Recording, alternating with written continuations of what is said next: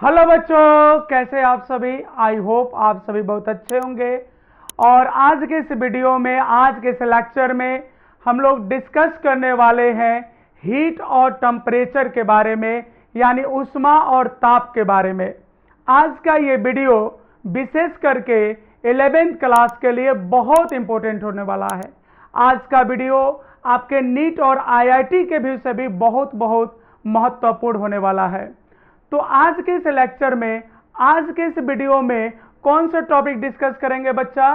तो आज हम लोग पढ़ने वाले हैं हीट यानी ऊष्मा के बारे में और टेम्परेचर यानी ताप के बारे में। तो चलिए बिना देर किए टॉपिक को स्टार्ट करते हैं।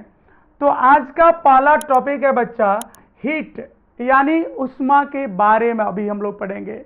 अभी हम लोग कौन से टॉपिक को पढ़ेंगे? तो सबसे पहले हम लोग पढ़ेंगे ऊष्मा के बारे में। जैसा कि आपके स्क्रीन पर भी चल रहा होगा, ऊष्मा यानी हीट। तो सबसे पहले ऊष्मा है क्या? ऊष्मा किसे कहते हैं?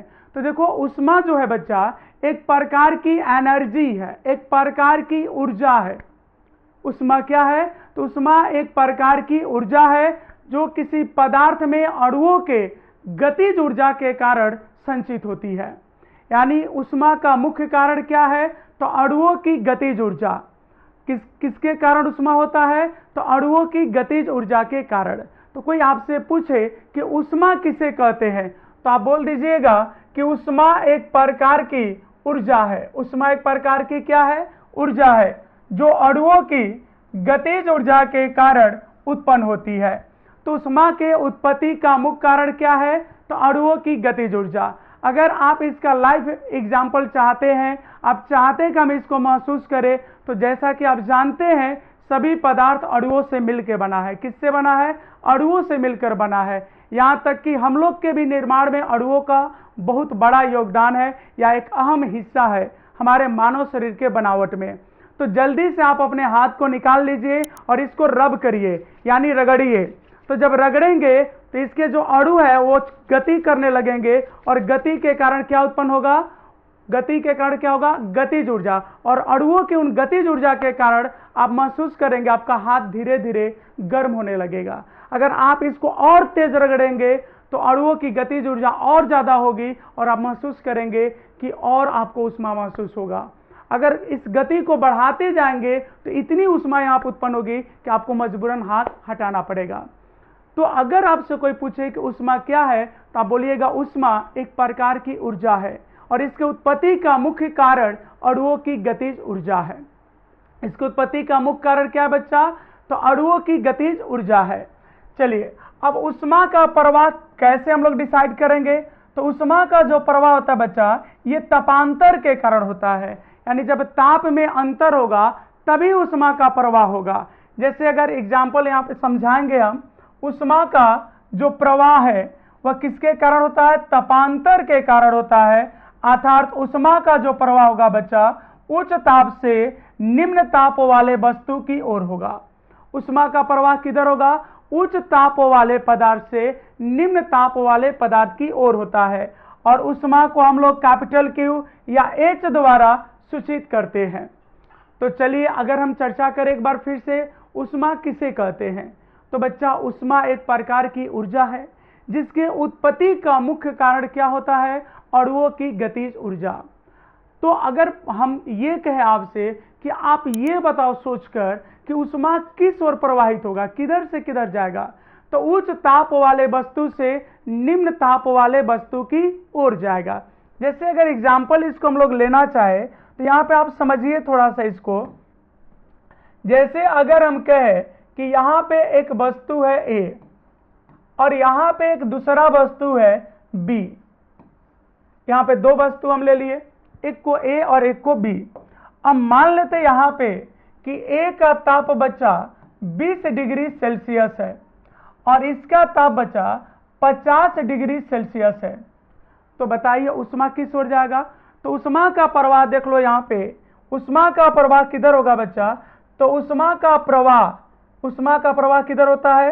तो उच्च ताप वाले, देखो यहाँ पे उच्च ताप वाले वस्तु से निम्न ताप वाले वस्तु की ओर होता है। उच्च ताप वाले वस्तु से निम्न ताप की ओर। तो अगर ये दोनों वस्तु को संपर्क में लाए या जोड़ दे तो उष्मा का प्रवाह जो है बच्चा इधर होगा, यानी इसका अगर ताप को हम मान ले T2 और इसके ताप को अगर मान ले T1, तो यहाँ ज्यादा कौन सा है? T2 का मान T1 से ज्यादा है। T2 का मान T1 से क्या है बच्चा? ज्यादा है। तो उष्मा का प्रवाह भी जो होगा ये किधर होगा? T2 से T1 की ओर होगा। क्लियर है? अब प्रश्न ये है कि उष्मा कैसी राशि है? तो देखो उष्मा जो है अदिश राशि है। उष्मा कैसी राशि है बच्चा? तो उष्मा अदिश राशि है। उष्मा कैसी राशि है? तो उष्मा अदिश राशि है। उष्मा कैसी राशि है? अदिश राशि। अब यहाँ पे अगला क्वेश्चन अगर हम पूछे कि उष्मा के मात्रक के बारे में, तो देखो उष्मा का जो एसआई मात्रक होता है, आप एसआई ले लो या फिर एमकेएस मात्रक भी बोल सकते हो, ये दोनों सेम।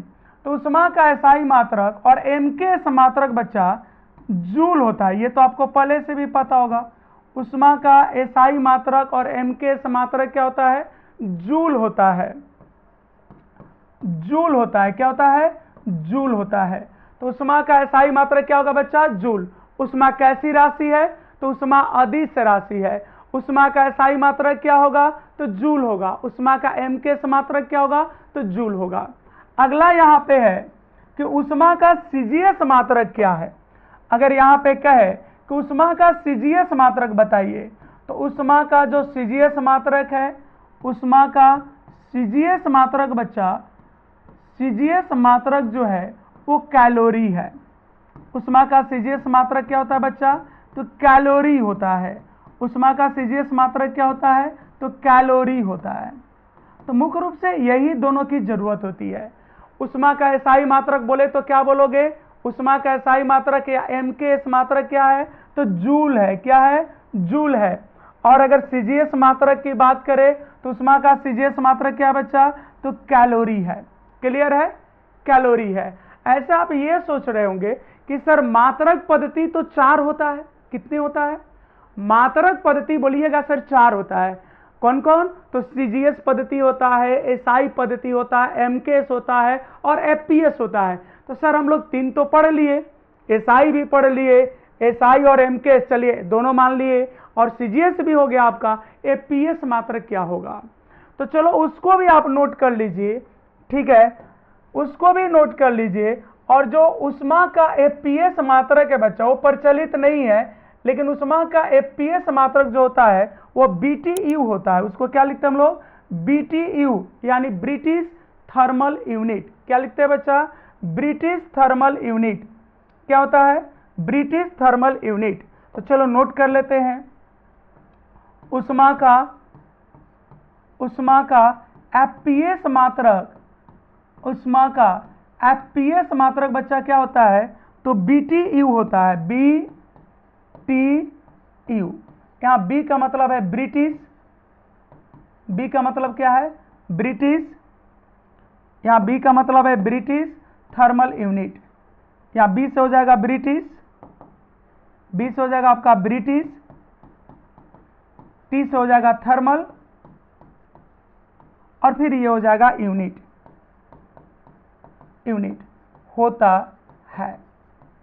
क्लियर है? तो उष्मा अगर कोई पूछे कैसी राशि है तो आप बोल देना अदिश राशि है। उष्मा का एसआई मात्रक क्या होता है? तो जूल होता है। उष्मा का एमकेएस मात्रक क्या होता है? तो जूल होता है। उष्मा का सीजीएस मात्रक क्या होता है बच्चा? तो कैलोरी होता है। उष्मा का एफपीएस मात्रक क्या होता है? तो बीटीयू, ब्रिटिश थर्मल यूनिट होता है। ठीक है।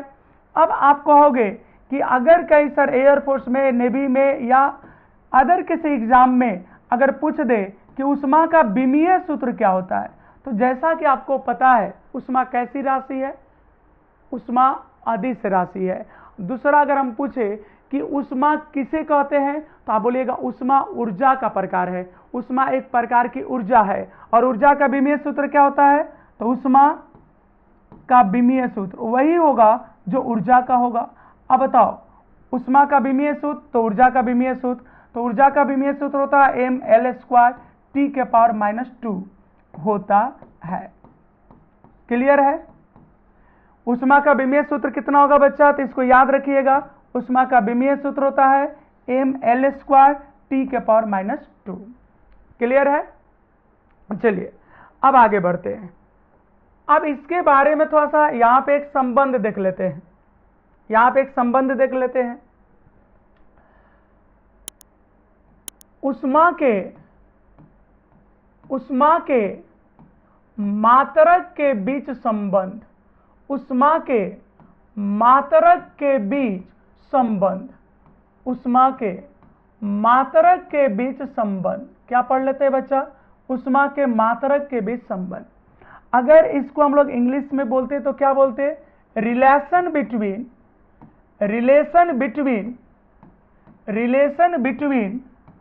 Unit of heat, relation between unit of heat. Heat का मतलब अच्छा होता है उष्मा, हीट मतलब क्या होता है? उष्मा। अब यहां पे हम लोग लौटे तो सबसे पहले आप बताओ कौन सा मात्रक पढ़े थे? तो सबसे पहले हम लोग जूल पढ़े थे, फिर कैलोरी पढ़े, फिर ब्रिटिश थर्मल यूनिट पढ़े। ठीक है, तो देखो एक कैलोरी जो होता है बच्चा, एक कैलोरी जो होता है ये 4.18 जूल के बराबर होता है।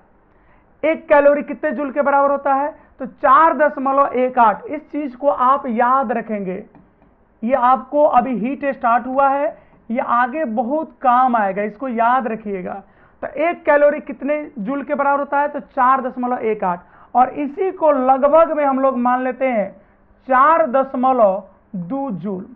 आप सार्थक अंक तो पढ़े होंगे, तो अगर इस 8 को हटाएंगे तो 8 5 से बड़ा है, तो अगले अंक में एक जोड़ देंगे, तो एक में एक जोड़ोगे तो कितना हो जाएगा? 2। तो अगर आपसे कोई पूछ दे कि एक कैलोरी में कितना जूल होता है, तो एक कैलोरी में कितना जूल होता है बच्चा? तो 4.18, या उसी को लगभग में बोलते हैं 4.2 जूल। ठीक है, दूसरा याद रखिएगा बीटीयू, और एक बीटीयू में कितना कैलोरी होता है बच्चा? तो एक बीटीयू में होता है 252 कैलोरी। एक बीटीयू में कितना कैलोरी होता है? तो 252 कैलोरी होता है। एक ब्रिटिश थर्मल यूनिट किसके बराबर होता है? तो 252 कैलोरी के बराबर होता है। अब आप कहोगे कि यहां पे सर कैलोरी आ गया, अगर जूल में पूछते तो सिंपल सा उपाय है। अगर यही कहते कि एक बीटीयू में बताइए कितना जूल होगा, तो 252 अब गुने आप कर दोगे 4.2, इतना जूल। कितना कर दोगे? ये कैलोरी, तो कैलोरी को हटाएंगे तो कितना लिखेंगे? 4.2 जूल। अब इसको गुना करोगे बच्चा तो 1055 आएगा। कितना आएगा? 1055 आएगा। लगभग में कितना आएगा? ये लगभग में आ जाएगा। लगभग में कितना आएगा बच्चा? तो 1055।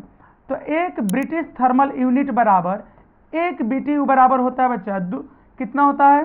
तो 252 कैलोरी। एक बीटीयू बराबर कितना कैलोरी? तो 252 कैलोरी। और एक बीटीयू बराबर कितना जूल बच्चा? तो 1055 जूल। क्लियर है? अब चलो शॉर्ट में थोड़ा सा समझ लेते हैं, उष्मा किसे कहते हैं? तो उष्मा ऊर्जा का एक रूप है, और इसके उत्पत्ति का कारण क्या है? तो अणुओं की गतिज ऊर्जा के कारण उत्पन्न होता है। अच्छा ये बताओ उष्मा का प्रवाह किधर होगा? तो सिंपल बोल देना कि उच्च ताप वाले वस्तु से निम्न ताप वाले वस्तु की ओर। जैसे हम लोग का टेम्परेचर कितना होता है? तो हम लोग का टेम्परेचर जो है 39 डिग्री सेल्सियस 40 डिग्री सेल्सियस के बीच में होता है। और जो रोटी पकाने वाला तवा है वो आपको लगभग रहेगा 80 डिग्री सेल्सियस 90 डिग्री सेल्सियस। अब उस तावे पे आप हाथ रख दो तो उष्मा का प्रवाह आपसे तावे में नहीं होगा बल्कि तावे से आप में होगा। तो गर्मी का महसूस कौन करेगा? तावा हमसे नहीं करेगा, हम लोग तावे से महसूस करेंगे। तो उष्मा का प्रवाह किधर होगा? उच्च ताप वाले वस्तु से निम्न ताप वाले वस्तु की ओर। क्लियर है? अब उसके बाद हम लोग पढ़े कि उष्मा कैसी राशि है। तो बच्चा उष्मा जो है अदिश राशि है। उष्मा कैसी राशि है? तो उष्मा अदिश राशि है। उष्मा कैसी राशि है बच्चा? तो उष्मा अदिश राशि है। उष्मा अदिश राशि है। उष्मा अदिश राशि है। उष्मा का विमेय सूत्र क्या होता है? तो एक प्रकार की ऊर्जा है, इसलिए mL²T⁻², यही ऊर्जा का भी होता है। उष्मा का SI मात्रक क्या होता है? तो जूल होता है। उष्मा का CGS मात्रक क्या होता है? तो कैलोरी होता है। उष्मा का MKS मात्रक क्या होता है? तो वो भी जूल होता है। उष्मा का FPS मात्रक क्या होता है? तो BTU ब्रिटिश थर्मल यूनिट होता है। अगला ये है यहाँ पे कि एक कैलोरी बराबर कितना जूल? तो 1 कैलोरी में बच्चा जूल होता है कितना, 1 कैलोरी में कितना जूल होता है, तो 4.2 जूल।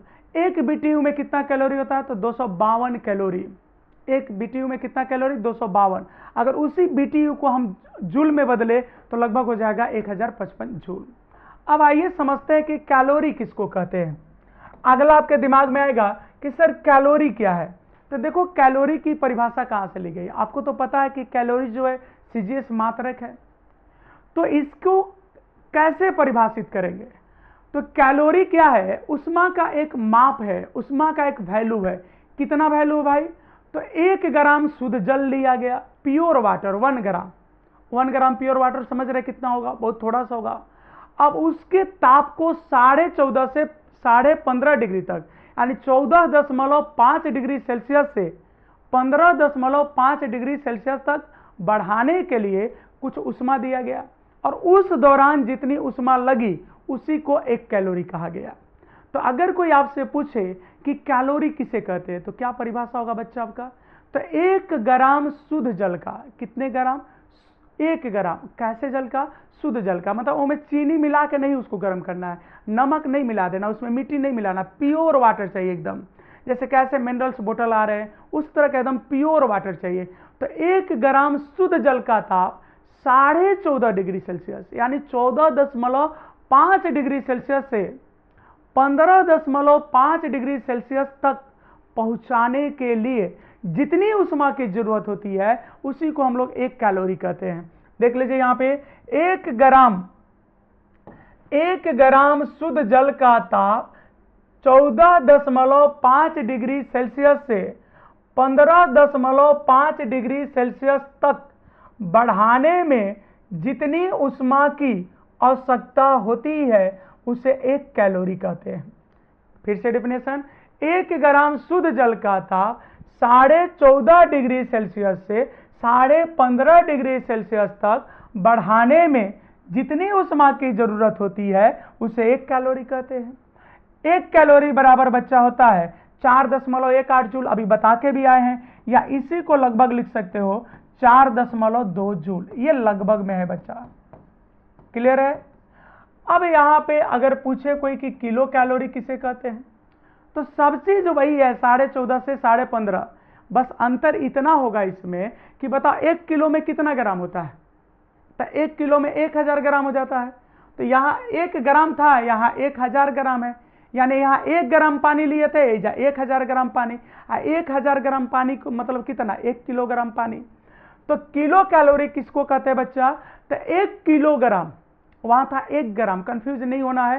किलो का मतलब ही होता है 1000, 10 के पावर 3। किलो का मतलब ही बच्चा होता है, किलो का मतलब ही होता है 10 के पावर 3। किलो का मतलब क्या होता है, 10 के पावर 3 मतलब 1000। किलो का मतलब क्या होता है बच्चा, 10 के पावर 3 मतलब 1000। तो 1 किलोग्राम, कितने किलोग्राम, 1 किलोग्राम शुद्ध जल का ताप 14.5 डिग्री सेल्सियस से 15.5 डिग्री सेल्सियस तक बढ़ाने में जितनी उष्मा की जरूरत होगी, जितनी उष्मा की आवश्यकता होगी उसे किलो कैलोरी कहते हैं। अभी जस्ट हम लोग पढ़ के आए, किलो कैलोरी में कितना कैलोरी हो जाएगा, तो 1000, क्योंकि किलो का मतलब क्या होता है 1000, कैलोरी को कैलोरी छोड़ दिए, अब किलो को लिख दिए 1000, तो 1 किलो कैलोरी बराबर 1000 कैलोरी। और जूल में जब बदलेंगे बच्चा तो इसको 4.2 से गुना कर देंगे, तो 1000 में जब 4.2 से गुना करिएगा तो हो जाएगा 4200 जूल। अब अगला मात्रक एक हम लोग पढ़े थे BTU, क्या पढ़े थे, BTU, जिसको हम लोग कर रहे थे ब्रिटिश थर्मल यूनिट। तो चलिए अगला टॉपिक देखते हैं, BTU क्या है। एकदम आपको मिलने वाला है बाय 1 गेट 1 फ्री, एक खरीदो एक फ्री ले जाओ, यानी जो बच्चा कैलोरी का डिफिनेशन याद कर लेगा उसको किलो कैलोरी याद हो जाएगा। अगर आप कैलोरी और या किलो कैलोरी कोई भी एक याद है तो आपको BTU भी याद हो जाएगा। अब कहोगे कैसे, तो जहां 1 ग्राम था बच्चा वहां किलो कैलोरी के लिए 1 किलोग्राम कर दिए। यहां पे क्या होगा कि 1 पौंड लेना होगा, क्योंकि FPS है।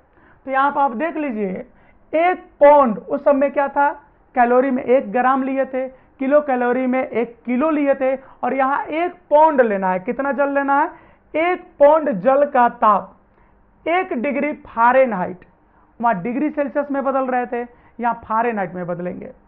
1 पौंड जल का ताप 1 डिग्री फ़ारेनहाइट बढ़ाने के लिए आवश्यक ऊष्मा को BTU या ब्रिटिश थर्मल यूनिट कहते हैं। यह हमारे यहां प्रचलित नहीं है बच्चा, ये आपको जनरली ब्रिटेन में, संयुक्त राष्ट्र अमेरिका में, वहां पे ये सब यूनिट फेमस है। हम लोग यहाँ तो जूल में काम चल जाता है, जूल और कैलोरी में, ठीक है। अगर आप कोई मेडिसिन खरीदते हैं तो वहां पे देखिएगा एनर्जी को कैलोरी में लिखा रहता है, या कोई एनर्जी ड्रिंक आप पीते हैं, कोई भी एनर्जी ड्रिंक, तो देखिएगा उसमें कैलोरी में एनर्जी को लिखा रहता है। तो हम लोग यहाँ कैलोरी चलता है, ठीक है। ये संयुक्त राष्ट्र अमेरिका हुआ, इंग्लैंड हुआ, वहां पर इस सब की चर्चा होती है। ऐसे BTU का मान जो है 252 कैलोरी होता है, एक बार बताया भी है, और इसको अगर जूल में बदल ले तो 155 जूल के बराबर होता है। चलिए अब अगला टॉपिक हम लोग लेते हैं टेम्परेचर, ताप के बारे में पढ़ते हैं। किसके बारे में बच्चा? ताप के बारे में। तो जब हम लोग ऊष्मा को डिफाइन कर रहे थे, जब हम लोग हीट को डिफाइन कर रहे थे, तो एक वर्ड बोले थे कि ऊष्मा का प्रवाह जो है उच्च ताप वाले वस्तु से निम्न ताप वाले वस्तु की ओर होता है। ध्यान दीजिए हम कहना क्या चाह रहे हैं, हम कहना क्या चाह रहे हैं, इस बात को पकड़िए। हम वहां पे बोले थे कि ऊष्मा किस ओर जाएगा ये आप डिसाइड नहीं करोगे, ऊष्मा किस ओर जाएगा ये हम डिसाइड नहीं करेंगे, ऊष्मा का प्रवाह किधर होगा ये टेम्परेचर डिसाइड करेगा। यानी तावा में से हम में आएगा कि हमसे तावा में जाएगा, ये टेम्परेचर डिसाइड करेगा। जैसे देखो एक आपको बात बताते हैं आपको, जैसे यहां पे अगर हम कहें कि सूर्य है, यहां पे कौन है बच्चा? सूर्य, सूर्य है यहां पे, तो ध्यान दीजिएगा यहां पे सूर्य है, और यहां पे बच्चा एक बर्तन हम ले लेते हैं, ऐसे टब ले लेते हैं, इस बर्तन में हम पानी ले लेते हैं, यहां पे बच्चा हम पानी ले लेते हैं, इसमें क्या ले लेते हैं? पानी ले लेते हैं, ऐसे। जल जब धरती से निकलता है तो जनरली उसका जो टेम्परेचर होता है रूम टेम्परेचर से थोड़ा सा ज्यादा होता है। अब मान लो कि जो इसका टेम्परेचर है वह 30 डिग्री सेल्सियस है, ऐसे की एग्जांपल ले लेते हैं। यानी पानी का जो टेम्परेचर हमने लिया वाटर का, वह 30 डिग्री सेल्सियस ले लिया। अब इस सूर्य से प्रकाश किरणें आएगी, इस सूर्य से क्या आएगी बच्चा? प्रकाश किरणें आएगी यहाँ पे। तो इस तरह से ये किरणें ऐसे भेजेगा, ऐसे किरणें आएगी यहाँ पे, ऐसे किरणें आएगी। अगर बात करें हम गर्मी के सीजन का, अगर बात करें गर्मी का सीजन का, तो ये जो हमारा वातावरण यहां पे बनेगा, ये जो वातावरण का एरिया है, यानी सूर्य से हमारे पानी तक आने में जो वातावरण फैला है बच्चा, वातावरण जो है, जो एटमॉस्फेयर यहां पे फैला है, जो इन्वायरमेंट यहां पे है, उसका टेम्परेचर तो गर्मी में ज्यादा रहेगा। अब मान लो यहां पे टेम्परेचर है 50 डिग्री सेल्सियस, इन्वायरमेंट का टेम्परेचर 50 और ये पानी का टेम्परेचर 30, तो बताओ इसके तुलना में गर्मी में ये पानी आपको क्या लगता है? ठंडा लगता है। क्यों लगता है? क्योंकि यहाँ टेम्परेचर का जो ऊष्मा का जो प्रवाह है इस ओर आने वाला है, इस तरफ आने वाला है, ठीक है। तो हम लोग महसूस करते हैं उस ताप से निम्न ताप की ओर, इसलिए हम लोग महसूस करते हैं कि क्या है, ये ठंडा महसूस होता है। जबकि पानी गर्म ठंडा नहीं होता है, ये डिसाइड करेगा इसके अगल बगल का इन्वायरमेंट। आप सोचते हैं पानी को हम लोग ठंडा करते हैं, नहीं, पानी ठंडा नहीं हो, नॉर्मल निकलता है पृथ्वी से। मान लो एक नॉर्मल टेम्परेचर है 30 डिग्री सेल्सियस, आसपास के वातावरण का टेम्परेचर हो गया 50, तो इसके तुलना में ये ठंडा लगता है। तो हम लोग गर्मी में आते कैसे बोलते हैं, कल चला के दो, नल चला के दो, या मोटर ऑन करके दो, तो हम लोग को महसूस होता है कि ठंडा है, लेकिन वो ठंडा नहीं है, उसी टेम्परेचर पे, उसका टेम्परेचर फिक्स है 30 डिग्री। अब यहाँ 50 था, तो इसके तुलना में ये क्या हो गया? ठंडा। अब बात ऐसा है कि अगर यहाँ पे हम जाड़े की बात करें, अगर बात करें जाड़े की, अब शरद ऋतु की अगर बात करें, अगर जनवरी महीने की बात करें, गांव की भाषा में बोले तो अगर जो पूस माघ होता महीना उसकी बात करें अगर अब, तो यहां पे जब जाड़े का सीजन आ जाएगा बच्चा, जब जाड़ा का सीजन आ जाएगा तो हमारा इन्वायरमेंट का टेम्परेचर घट जाता है, इन्वायरमेंट का टेम्परेचर घट जाता है। आप देखे होंगे टेम्परेचर मोबाइल में दिखाएगा 17 डिग्री सेल्सियस, 20 डिग्री सेल्सियस ऐसे दिखाता है। अब आप बताओ, अब यहां पे आप बताओ बच्चा,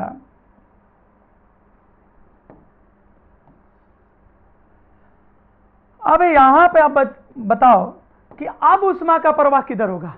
अब तो पानी गर्म महसूस होगा, जबकि पानी वही है लेकिन इन्वायरमेंट ठंडा हो गया। तो अब महसूस होगा कि पानी गर्म है, अब उष्मा का प्रवाह इस ओर होगा, अब उष्मा इधर जाएगा, अब पानी से निकल के इन्वायरमेंट में जाएगा। तो देखिएगा जाड़े के दिन में जब हम लोग कल चलाते हैं और उसको पीते हैं तो लगता है कि हाँ थोड़ा गर्म है, जबकि पानी अपना टेम्परेचर नहीं बदल रहा है, इन्वायरमेंट का टेम्परेचर बदल रहा है। यह उष्मा का आदान प्रदान हो रहा है। तो उष्मा का आदान प्रदान किस ओर होगा, यह कौन डिसाइड करेगा? ताप। तो यही चीज की परिभाषा बनेगी। अब आप बच्चा देखते हैं ताप क्या है। तो ताप वह भौतिक राशि है, ताप वह भौतिक राशि है जो उष्मा प्रवाह, देखो यहां पर लिखा है उष्मा किस ओर जाएगा, जो उष्मा प्रवाह के दिशा को निर्धारित या प्रदर्शित करता है। इसको हम लोग टी द्वारा सूचित करते हैं। ताप को किससे सूचित करते हैं? टी द्वारा। अब यहां पे अगर बात करें बच्चा कि ताप कैसी राशि है, तो देखो ताप अदिश राशि है, ताप अदिश राशि है। और अगर आप भौतिक राशि पढ़े होंगे तो आप ये भी पढ़े होंगे कि ताप जो है 7 मूल राशियों में आता है। तो ताप जो है अदिश राशि है या बोल सकते हो मूल राशि है। ठीक है, ताप को जनरली हम लोग टी से सूचित करते हैं। अब बच्चा यहां पे देख लो, यहां पे अगर मात्रक की बात करें तो ताप का एसआई मात्रक जो बच्चा होता है, ताप का जो एसआई मात्रक होता है, ताप का एसआई मात्रक ये केल्विन होता है बच्चा।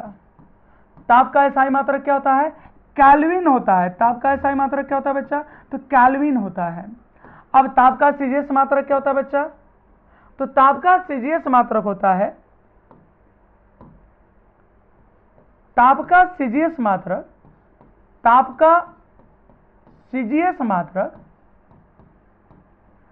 डिग्री सेल्सियस होता है। डिग्री सेल्सियस क्या होता है बच्चा? डिग्री सेल्सियस होता है। क्या होता है? डिग्री सेल्सियस होता है। तो ताप का सीजीएस मात्रक क्या होता है? तो डिग्री सेल्सियस। वही अगर कोई पूछे एसआई मात्रक क्या होता है, तो केल्विन होता है, जिसको हम लोग के लिखते हैं। ताप का एसआई मात्रक क्या होता है? केल्विन। ताप का सीजीएस मात्रक क्या होता है? तो डिग्री सेल्सियस। ठीक है, अब कहोगे सर एमकेएस होता है कि नहीं इसमें? इसमें भी एमकेएस होता है। अब आगे देख लेते हैं। ताप का जो एमकेएस मात्रक होता है, ताप का एमकेएस मात्रक, ताप का जो एमकेएस मात्रक होता है बच्चा, तो वही जो एसआई होता है वही एमकेएस होता है। तो ताप का एमकेएस मात्रक भी क्या होता है? केल्विन होता है। क्या होता है बच्चा? केल्विन। इसको हम लोग के लिखते हैं, केल्विन होता है। अब एक और देख लेते हैं हम लोग, ताप का एफपीएस मात्रक क्या होता है बच्चा? ताप का एफपीएस मात्रक क्या होता है? तो ताप का एफपीएस मात्रक जो होता है बच्चा वह डिग्री फ़ारेनहाइट होता है। क्या होता है? डिग्री फ़ारेनहाइट होता है। Degree Fahrenheit, degree Fahrenheit, degree Fahrenheit होता है। और सुनो, ताप को मापने वाले उपकरण को क्या कहते हैं हम लोग? थर्मामीटर कहते हैं। ताप को मापने वाले, ये तो सुने होंगे आप लोग, कभी बुखार उखार लग जाता है तो डॉक्टर थर्मामीटर लगा देता है, तो वो बॉडी के टेम्परेचर को मेजर करता है, उसी के अनुसार डिसाइड होगा कि आपको फीवर है कि नहीं है। तो ताप को मापने वाले, ताप को मापने वाले यंत्र को बच्चा क्या कहते हैं? तो ताप को मापने वाले यंत्र को थर्मामीटर कहते हैं हम लोग। क्या कहते हैं? थर्मामीटर, थर्मामीटर कहते हैं। आइए एक छोटे से कंफ्यूजन को दूर कर लेते हैं। अब देखो क्या है कि हमारा जो ह्यूमन बॉडी है, इस थर्मामीटर को लेकर थोड़ी सी एक बात करना चाह रहे हैं हम आपसे। थर्मामीटर, जब आप कभी बीमार होते होंगे, हम कभी, या कोई भी व्यक्ति अगर बीमार होता है, जब डॉक्टर के पास जाता है, खासकर जब बच्चे होते हैं और जब उनकी मां ले जाती है, तो डॉक्टर बोलता है कि इस बच्चे को ना 100 डिग्री बुखार है। कितना डिग्री बोलता है बच्चा? 100 डिग्री बुखार है। अब यहीं पे सबसे बड़ा कंफ्यूजन बन जाता है हम लोग को। अगर मां थोड़ी बहुत पढ़ी है तो और गड़बड़ हो जाता है, कंफ्यूजन और बढ़ जाता है। अनपढ़ है तो चलेगा, क्योंकि उसको जो डॉक्टर बोल दिया वो बोल दिया। थोड़ा सा अगर कोई पढ़ा लिखा है, जैसे मान लीजिए कोई 10 तक पढ़ा है, 8 तक पढ़ा है, उसे अच्छे से मतलब रिलेशन नहीं पता है, तो वहां पर और गड़बड़ हो जाता है। क्या हो जाता है? क्योंकि हम लोगों को पता है कि पानी कितने डिग्री पे खौलता है? पानी का जो बॉइलिंग पॉइंट है, जो क्वथनांक है बच्चा, वह 100 डिग्री सेल्सियस होता है। पानी कितने डिग्री सेल्सियस पे खोलना शुरू हो जाता है? तो जल का जो क्वथनांक होता है बच्चा, क्वथनांक जो बॉइलिंग पॉइंट होता है, जल का क्वथनांक 100 डिग्री सेल्सियस होता है। 100 डिग्री सेल्सियस होता है। कितना होता है? 100 डिग्री सेल्सियस। अब ये बात बच्चे की मां को पता होता है, 100 डिग्री सेल्सियस। अब डॉक्टर जेवी बोलता है कि 100 डिग्री बुखार है, वह इस वाले 100 को समझ जाती है और उसे देख बहुत तेज बुखार है। जबकि आपको पता है मानव शरीर का नॉर्मल टेम्परेचर होता है 98.3 डिग्री फ़ारेनहाइट। इतना तो नॉर्मल टेम्परेचर है। तो ये जो टेम्परेचर हम लोग मापते हैं किस में होता है बच्चा? फ़ारेनहाइट स्केल पे होता है। किस स्केल पे होता है? फ़ारेनहाइट पे। अब बताओ यहां से 100 कितना डिग्री बढ़ा है?